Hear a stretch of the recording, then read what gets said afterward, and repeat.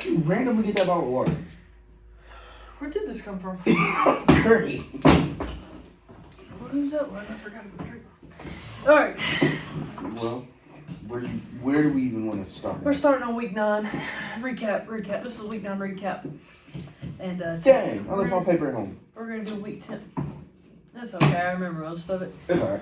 Whatever you don't have to start out. Okay. Eagles Texans. Oh, by the way, I'm Bryce. I'm Lamont. He's black. All right. Eagles Texans. Go ahead. We both knew going into that game it was gonna be Eagles all the way. But the biggest takeaway from that game, that, in my opinion, was that the Eagles did not look great against a bad team, and Houston is a terrible team. Philly is a high-powered offense and a great defense, and their offense really did struggle against Houston to move the ball as productively as they have been in prior weeks.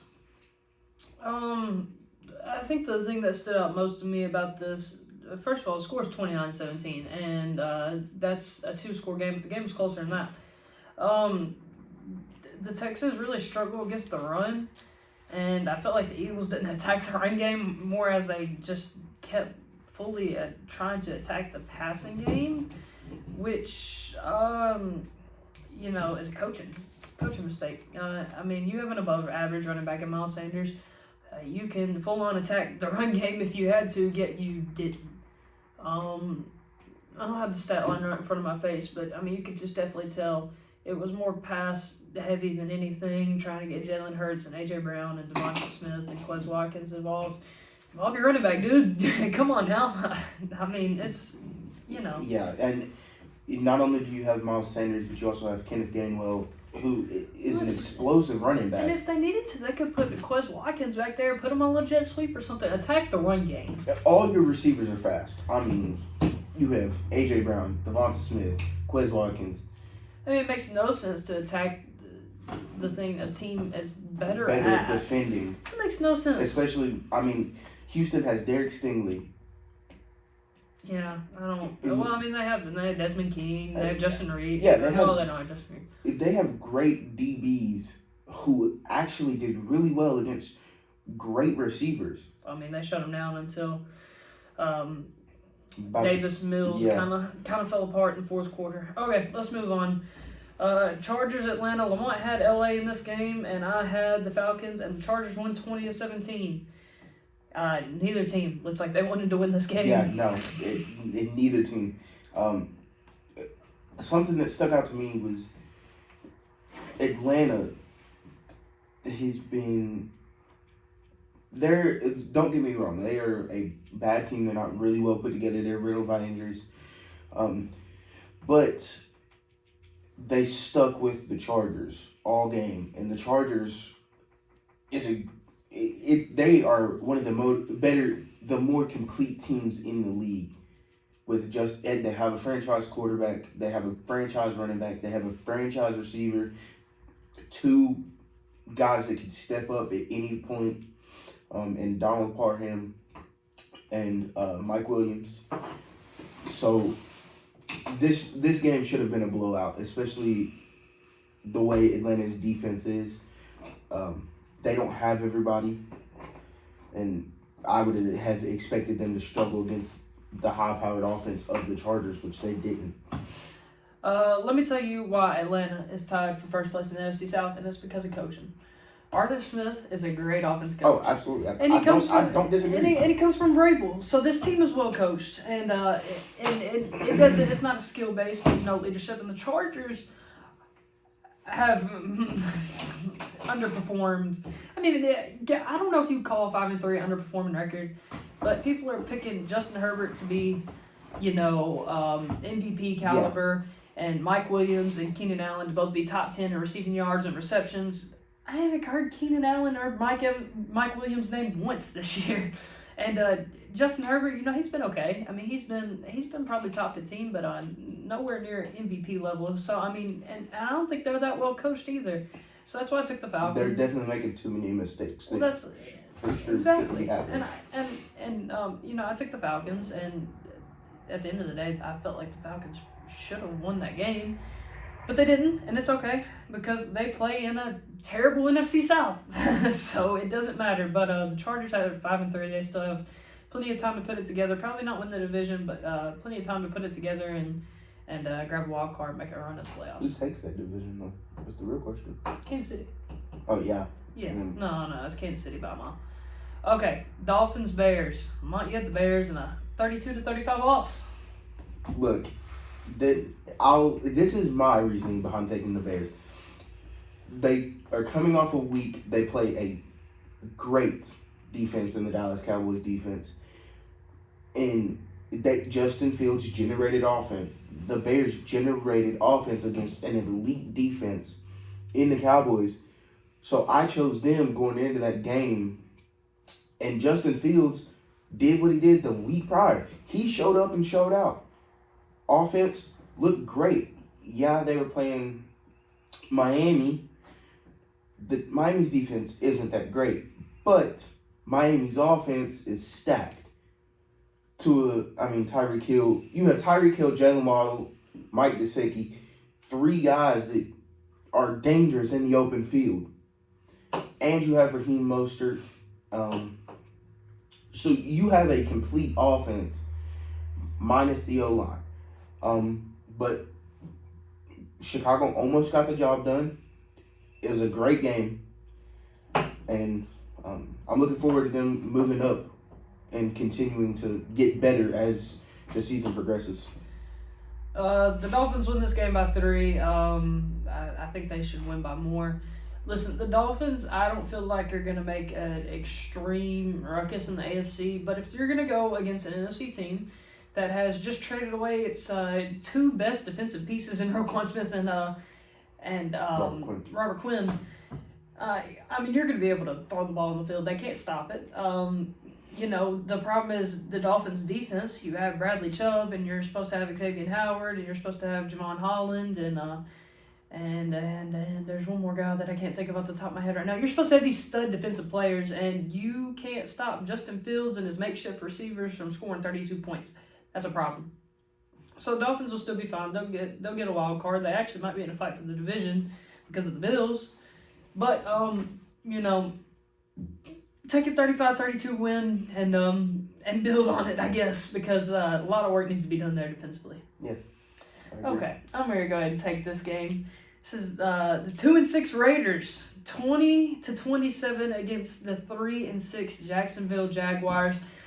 Josh McDaniels needs to be fired right now. Derek Carr needs to find his Lord and Savior right now. Josh Jacobs, you're okay. You keep doing what you're doing. Devontae Adams, where are you at? Past 7 minutes left in the second quarter. What's going on? Defense. Holy freaking cow. Trevor Lawrence and Christian Kirk and Travis Etienne and company just made you look like complete fools. Now, mind you, Lamont had the Jaguars in this game. I had the Raiders. Yeah, I chose Jacksonville in this game. He called me crazy for choosing Jacksonville because, any logical person would not choose Jacksonville. They would choose Las Vegas and Devontae Adams and Derek Carr and his company.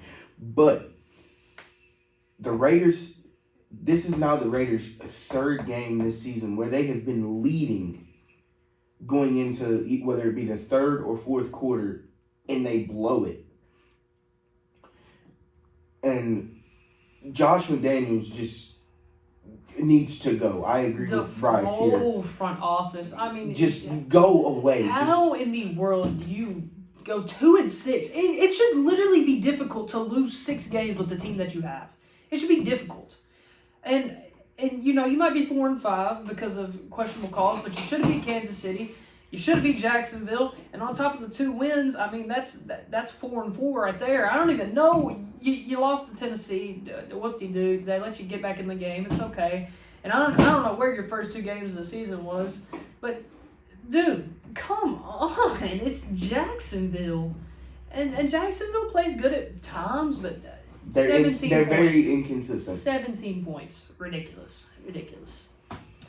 3-5-1 Colts drop to the 5-4 Patriots, 26-3. Now, we both chose New England in this game. Because we knew going into this game, Jonathan Taylor, we had actually learned that, day before? Day before, Jonathan Taylor out. Jonathan Taylor had been ruled out of the game, so we knew that was going to be a big X factor. No Zach Moss either. Yeah, no Zach Moss. So the run game was non-existent for Indy. But this does go to show that Sam Ehlinger does not need to be the quarterback of the Colts. A lot of questionable choices decisions that the Colts have made the last weeks. And you come off a 26-3 loss, and you're frustrated. You fire Frank Wright, who is 40-33-1 and these are the quarterbacks that he had in the time: Jacoby Brissett, 39-year-old Phillip Rivers, 37-year-old Matt Ryan, Sam Ehlinger, and maybe one or two. Andrew Luck. No, I don't think he had Luck, but maybe he might have had him for one season. Yeah, I think he had Luck. But it doesn't matter. Mediocre quarterbacks, and this dude has a winning record, and you fire your coach. Okay, at 26-3, you want to rebuild, that's fine. You hired Jeff Saturday, who has no coaching experience. Besides a high school football team. Where he had a losing record in high school football. Go watch the Jim Irsay press conference, because that was more of a dumpster fire than this Colts team is right now. That is awful. That is ridiculous. Yeah. And this also shows that Bill Belichick has kind of gotten a grip on things, and his defense has stepped up. 9 sacks. 9 sacks in one game. That is crazy I don't care if you're playing Sam Ehlinger and the Colts offensive line. I mean, 9 sacks is crazy.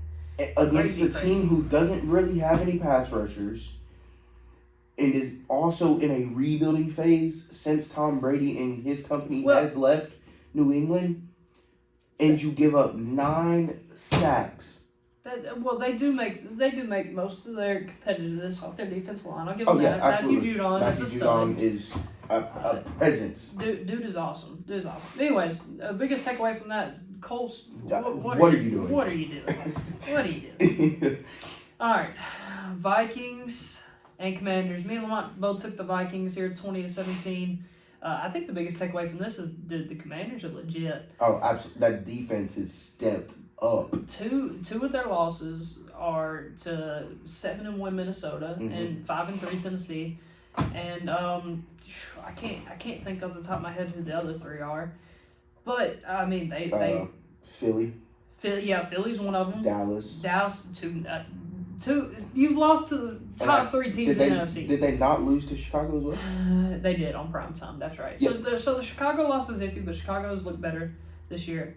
The Commanders are competitive, and then an NFC conference where the NFC South is bad, and the NFC East is good, but I mean you could manage to at least be in the hunt for a wild card spot if you keep playing like you do.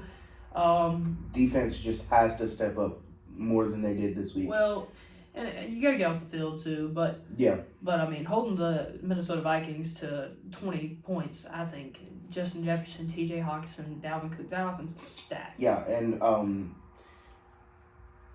the Vikings have completely ripped out their old offensive playbook and put a new one in just so they could put the ball in Justin Jefferson's hands. And it has successfully worked. But for the Commanders to hold you to 20 points, that shows that the Commanders have stepped up and are ready to play, for sure. A win is a win. A win is a win is a win is a win. Absolutely. Minnesota, take your win. You're 7-1. You're probably going to win the NFC North, because the next game we're going to get into is 2 more of your divisional rivals, and that is the Green Bay Packers, 3-6 now, after a 15-9 loss to 2-6 Lions. Go ahead, Lamont. Going into this game, he chose Green Bay. Once again, he called me insane for choosing Detroit. But you were coming off of... I don't know what is going on in Green Bay, but that dumpster fire needs to be put out fast. Aaron Rodgers, 0 receivers to throw to. Running backs aren't staying healthy. Aaron Jones is questionable for next week against Dallas. Zadarius Smith, unfortunately, has torn his ACL. He's out. On the turf field.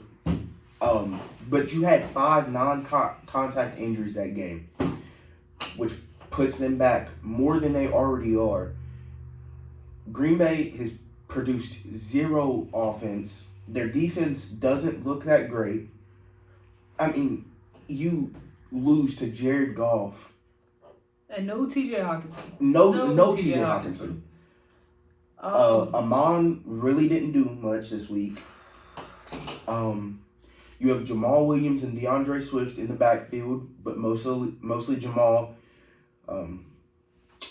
But Detroit, going into that game, were the underdogs. As they should.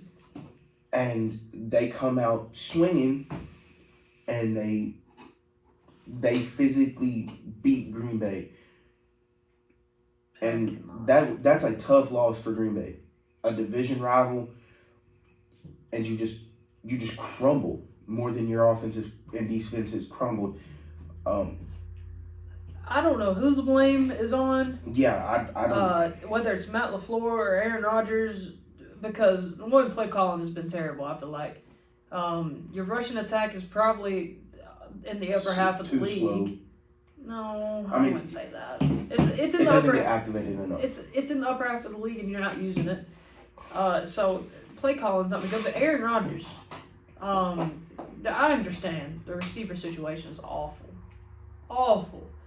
But Malik Willis went on Sunday Night Primetime and did not throw a single pass to a receiver, and did not make game-altering mistakes. A rookie quarterback, second start, and his first start was against Houston. He didn't have to do anything against Houston. Yeah, and that's pretty bad. Aaron Rodgers went out there and threw 3 interceptions. Yeah, you could argue one of those wasn't his fault, but why are you trying to force the ball? On that Aiden Hutchinson interception, he threw that ball early, and it got tipped up, and Aiden Hutchinson came down. You're 38 years old. You've been in the league for a long time. You should. You've had 2 MVPs. Well, he's the reigning MVP. Dude, you're one of the most experienced guys in the league. Come on. I don't know if you're trying to get back at the Packers. I don't know what you're doing, but stop it, because it is awful. And I'm going to keep picking you to win, and you're going to keep breaking my heart. All right, let's not touch too much on it. Let's go to the 6-2 Bills getting beat by the 6-3 New York Jets 2017. Me and Lamont both had the New York Jets. We both took the Jets in this game. I don't know why he picked the Jets, but I picked the Jets personally because watching Josh Allen in the last couple weeks, he has been the Bills' offense. Especially against the Jets. It was the Josh Allen show. Gabriel Davis didn't do much. Stephon really didn't do much. So it was kind of, if you shut him down, you shut the offense down.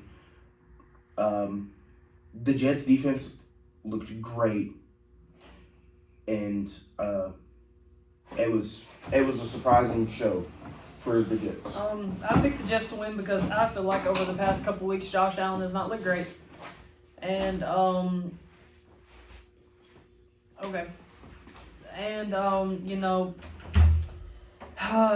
it's tough to put a finger on, but I feel like he took himself out of the MVP race. The Jets have a good young defense, but it's you can't do that. And I understand he's hurting, but 2 interceptions and one of them wasn't even close. Robert Saleh, however you say his name, great defensive coach, and he schemed up some things that really confused Josh Allen and helped propel them to a 20-17 victory. I think if you hold the Buffalo Bills to under 20 points, it's a victory in itself. But I feel like you double up on W's right here. So we both took the Jets to win. As a gamble, pays off. So the next game, I'll cover this by myself because I don't know what Lamont's doing. The 2-7 Panthers at the 5-4 Cincinnati Bengals, 42-21. There's not really much to say about this game. We both had the Bengals. Joe Mixon 5 touchdowns. That's insane. Hope you had him on fantasy. The Panthers are not there. I mean, they're just not. PJ Walker's not an NFL quarterback. He has played good, and he's proved he can be a game manager and a backup quarterback. He's not an NFL quarterback, and Deontay Foreman did not look good, and DJ Moore did not look good, and you're playing against a high-powered Bengals offense, and that showed. Man, did that show. They ran 35 up on you in the first half, and decided to take their foot off the brake. So because they had won the game by halftime, and that is sad. But I understand it's a rebuild, no coach, starting quarterbacks are out. Golly, you scared the piss out of me. That's okay. Country rebuild. They're 2-7. Who was all about? Carolina and Cincinnati. Oh. I'm getting ready to move on. Anyway, there's not much to say. Yeah, there's not much to say. So about about the Bengals. Seattle, 6-3 Seattle, a win over the 3-6 Arizona Cardinals, 31-21. We both took Seattle during this game. I don't know what's going on in Arizona, but something needs to give. I don't think Cliff Kingsbury is a good coach. No receiver has stepped up except for D-Hop, but you've only had D-Hop for a couple weeks. No running back has stepped up.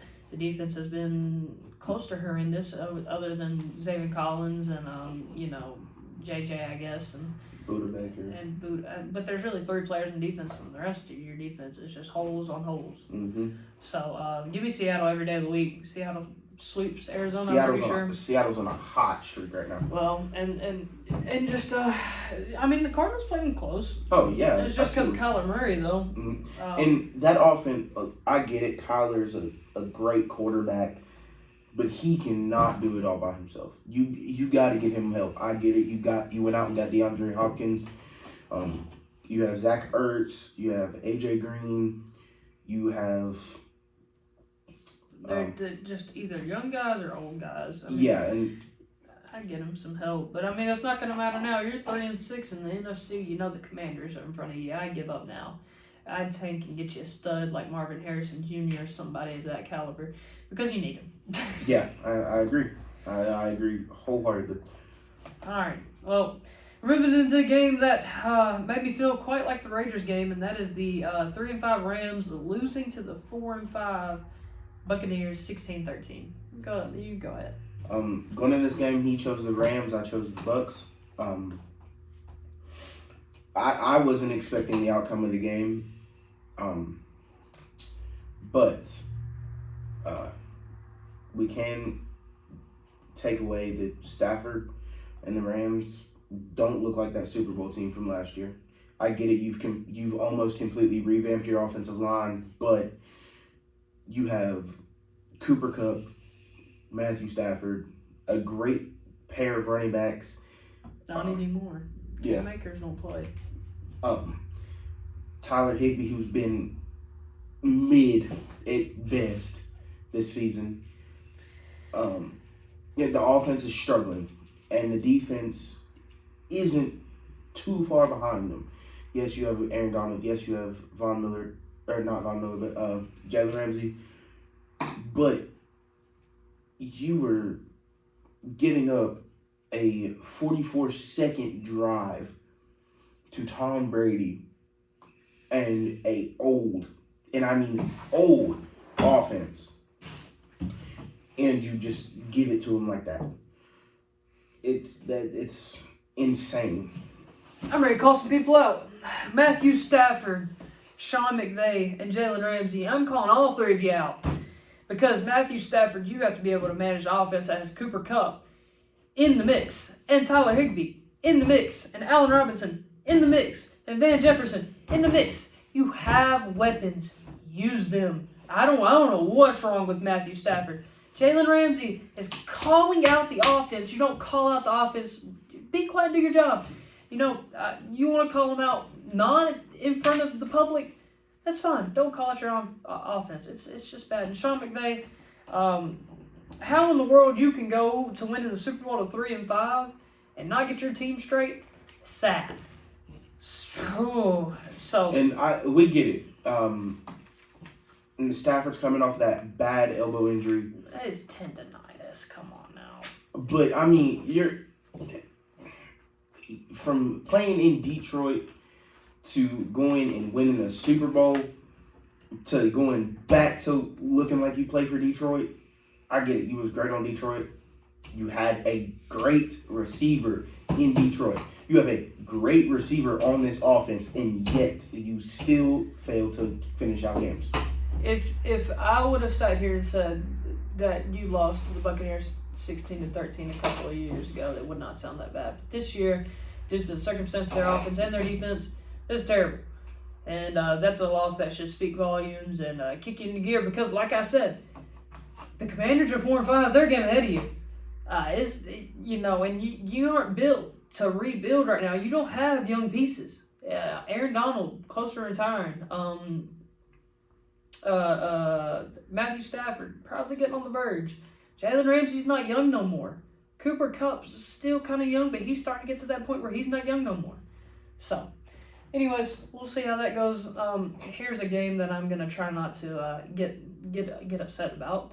But the 5-3 Titans lose 17-20 in overtime to the 6-2 Chiefs without Ryan Tannehill. Going into this game, I had Tennessee winning, and he had Kansas City. But me and him sat there and watched that game. I'm not a Titans fan. He is. But we sat there and watched that game. And as a non-Tennessee fan, pacing back and forth, trying not to cry because you give the ball back to Patrick Mahomes in overtime where he thrives. The game, honestly, should have never gotten there. Tennessee was running read option with Derrick Henry and Malik Willis like they should have been the whole game. Ran it first half. Everything was going smoothly. Malik would throw a few passes, complete the passes. Then him and Derrick would shake it up. Then you completely abandon it in the second half. Why? And then I get it. You try to milk the clock because you're not completely sold on Malik's ability to win a big game like that. I get it. You're in Arrowhead. You're a rookie quarterback. It's going to be loud.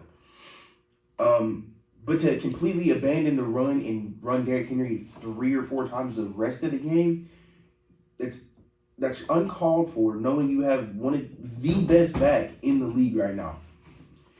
The refs, incompetent. I'm going to go ahead and say it.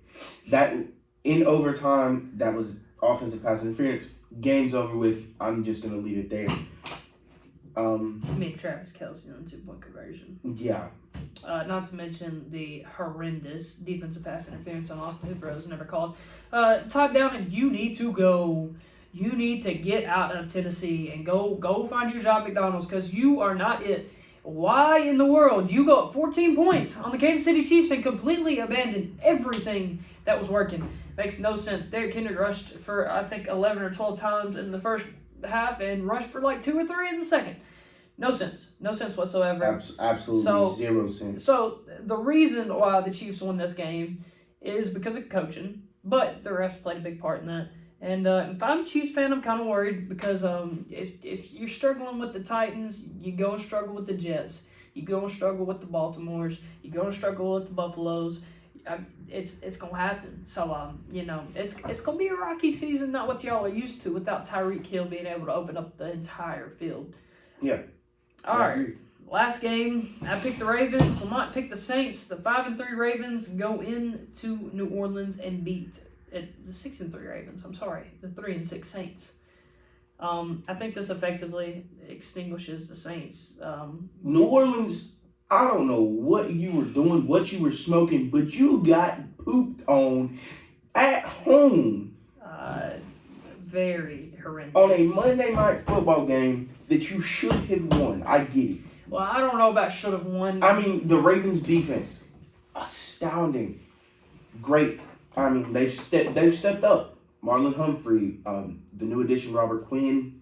No. Or Roquan Smith. Excuse me. The D-line has gotten, I'm not going to say it's gotten better, but the pass rush has definitely gotten better. They completely shut Kamara down, and he he's the only offense now. With Michael Thomas being hurt and done for the rest of the season, Kamara is the only form of offense. Yeah, they have Chris Olave. But when you have a quarterback battle between Andy Dalton, Taysom Hill, and maybe Jameis Winston, something's gotta give. Jameis has been inconsistent. Andy Dalton, oh my gosh, he's horrendous. And Taysom Hill, Well, I don't even know what you would say there. here's what I'm going to touch base on, and it's not going to be Baltimore. Baltimore, you're 6-3, you're third in the AFC. Congratulations. All the AFC leaders are heavyweights. I would think, except for the Titans. The Saints, if you're sitting here at 3-6, and you don't even know who your starting quarterback is, I'm gonna tell you the same thing I told the Rams and I told the Packers. Yeah, you Call better it quits and get a quarterback. Just plain and simple. Get out of there, because the Washington Commanders are 4-5. If you were behind Washington, something is very wrong. So, and I mean, you have to play the NFC. Man, I don't know if you're not in the NFC East. And you're not a division leader. I don't know what. I mean, you're like a walkover at this point, because just how the mighty have fallen. Holy cow. The NFC South is completely trashed. Mm-hmm. And that's the I guess the Saints could come back and win the South. Just how bad it is. The NFC West, holy cow, Seattle's winning that division without Russell Wilson. What the heck? And the NFC North, if you're Minnesota, and then the future looks bright in Chicago, but the Packers and the Lions, holy cow. You want to touch base on this week? No. We got that here in the next video. We're going to divide those up. Okay. So, Okay. we're wrapping it up. Those are the Week 9 recaps. Recapping all the games. And then here soon, after I divide this video up a little bit, we're going to start with our Week 10 predictions. And that'll be coming up soon, because Thursday's coming up soon. So, we appreciate it. We got a website, read articles. We write. We post on Instagram. Follow us on Instagram. Do what it takes on everything. Link trees on Instagram. So just help us out. So, I say we bring Jay Hendog on. Yeah. For the Thursday edition. Absolutely. I say we bring in our guest appearances for the weeks